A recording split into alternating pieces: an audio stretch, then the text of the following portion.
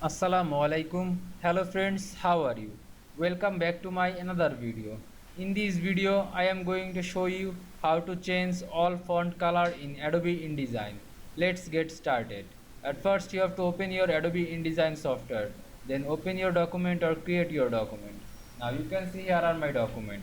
Now I change all font color in this document.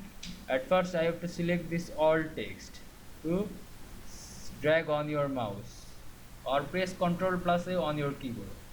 Now you can see here are color option, fill or outline.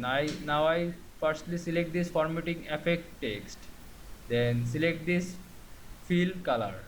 Now I choose my specific color or use your, you have any color code, then paste here. Now I choose my specific color to here,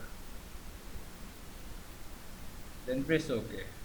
Now click outside of this text boxes. Now you can see I change all font color in Adobe InDesign very easily. I hope you enjoyed my video. Please like, comment, share and subscribe my channel. Thanks for watching.